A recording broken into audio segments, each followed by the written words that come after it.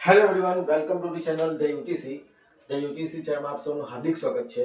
આશા રાખું કે તમે જુનિયર ઇન્સ્પેક્ટરની પ્રિપેરેશન ખૂબ જ સારી રીતે આત્મવિશ્વાસથી અને પોતાના 100% ડેડિકેશન સાથે કરી રહ્યા હોય.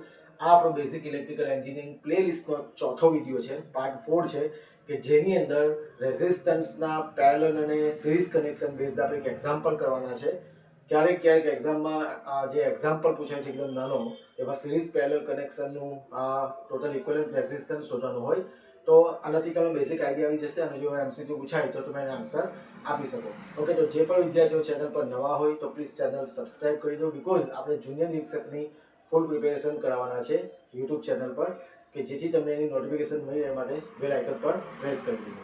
ઓકે, તો વિડીયો આપણે સ્ટાર્ટ કરીએ. તો અહીં તમે જોઈ શકો કે એક એક્ઝામ્પલ મૂકેલો છે મેં, કે determine the value of R so that the current supplied by battery is 5 ampere.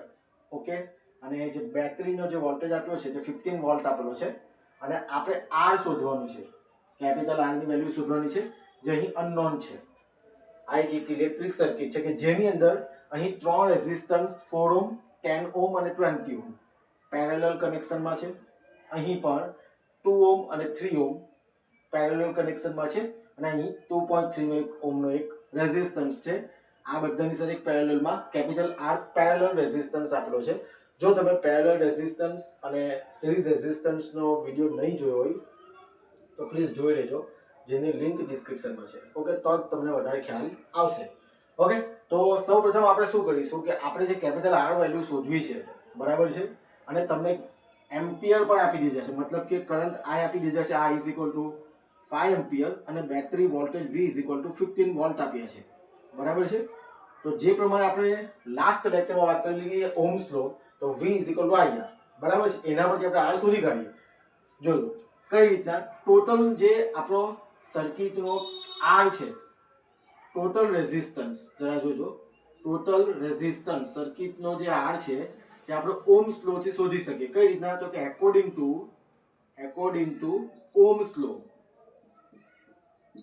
લો આખી ઇક્વિવેલન્ટ સર્કિટનો ઇક્વિવેલન્ટ જે આપણે આ સર્કિટ છે ઇલેક્ટ્રિક સર્કિટ, તેનો ટોટલ રેઝિસ્ટન્સ કેટલો મળશે? તો I is equal to V upon R, બરાબર. જે આપણને ઓહ્મ્સ લો કયો છે આપણો? V is equal to IR.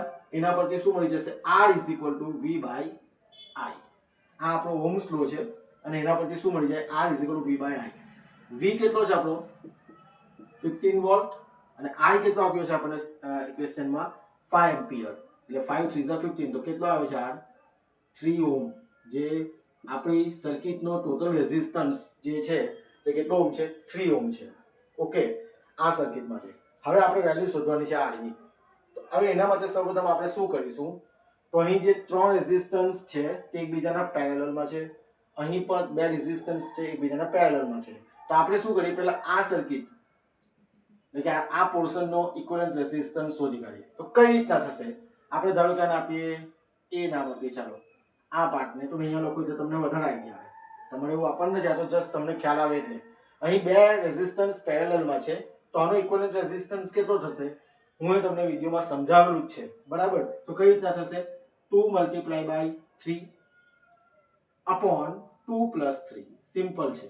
જ્યારે પેરેલલ હોય અને બે રેઝિસ્ટન્સ હોય તો આપણે આ રીતના કરતા છે, બંનેનો મલ્ટીપ્લિકેશન છેદમાં પ્લસ, તો 2 3 જા 6 અપોન 5 અને આનો જો તમે ડિવાઇડ કરશો તો કેટલા આવશે? 1.2 ઓહ્મ. ધેટ મીન્સ આટલા પોર્શનનો રેઝિસ્ટન્સ તમને 1.2 ઓહ્મ મળી ગયો. હવે આપણે વાત કરીશું આ પોર્શનની, બરાબર છે.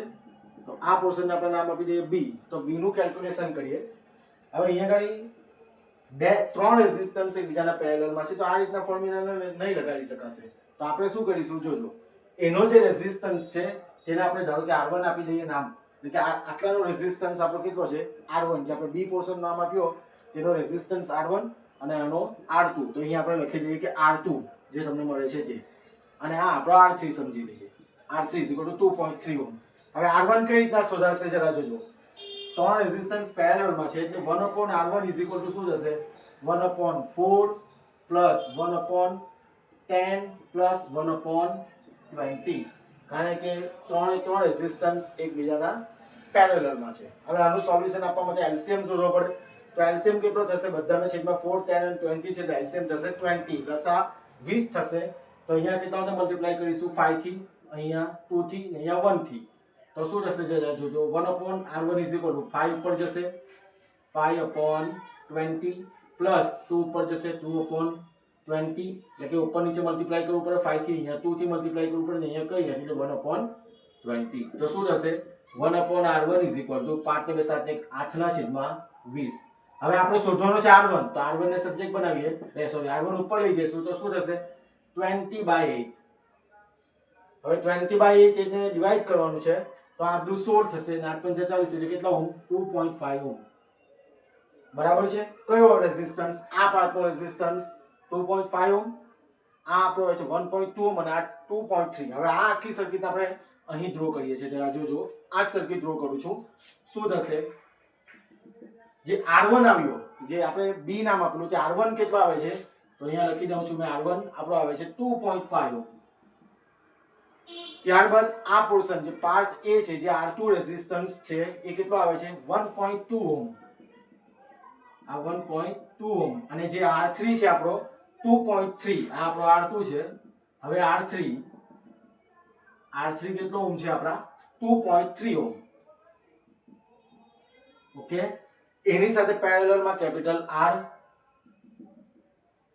અને આપણી આ battery 15 volt plus minus 15 volt okay અહીં પ્લસ માઈનસ કરી દઉં છું તો તમે અહીં જોઈ શકો કે ત્રણે ત્રણ રેઝિસ્ટન્સ આવે એકબીજાને કેવા થઈ ગયા સિરીઝમાં બરાબર છે તો આ બધાનો શું થશે પ્લસ થશે તો આપણે પ્લસ અહીંયા કરી દઈએ છીએ 2.5 તમને ખ્યાલ જ છે ને આ ત્રણ રેઝિસ્ટન્સ સિરીઝમાં છે તો બધાનો શું કરવો પડશે પ્લસ તો 2.5 પ્લસ 1.2 પ્લસ 2.3 શું થશે 5 ને 7 ને 3 10 સુધી વધી પડી 1 3 4 ને 2 6 6 ઓહમ રેઝિસ્ટન્સ બરાબર છે તો આ સર્કિટ હવે કેવી કમ્પ્લીટ થશે તે જરા જોજો આ બધાનો ઇક્વિવેલન્ટ રેઝિસ્ટન્સ આ ઇક્વિવેલન્ટ રેઝિસ્ટન્સ કેટલો આવે છે આપણો 6 ઓહમ એની સાથે પેરેલલમાં R ઓહમ અને એની સાથે battery 15 volt plus minus okay હવે આપણી પાસે આખી ઇલેક્ટ્રિક સર્કિટનો રેઝિસ્ટન્સ આપણે ફાઇન્ડ આઉટ કરેલો છે કેટલો છે 1.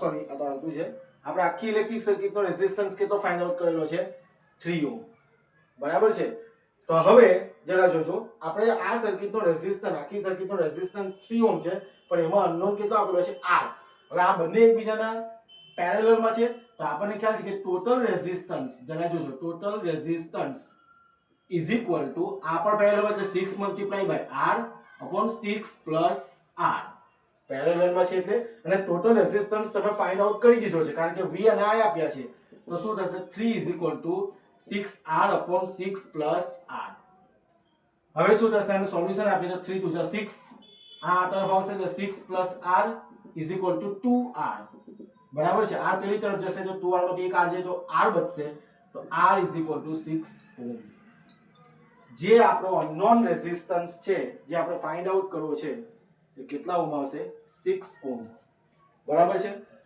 આશા રાખું કે તમને બધાને આ એક્ઝામ્પલમાં ખૂબ જ સરસ રીતે સમજ પડી હોય અને જો સમજ પડી હોય તો વિડીયોને લાઈક કરી દેજો અને ચેનલને સબસ્ક્રાઇબ કરી દેજો ઓકે અને વિડીયોને વધુમાં વધુ શેર કરજો કે જેથી બીજા વિદ્યાર્થીઓ પણ આ વિડીયો જોઈ શકે થેન્ક યુ વેરી મચ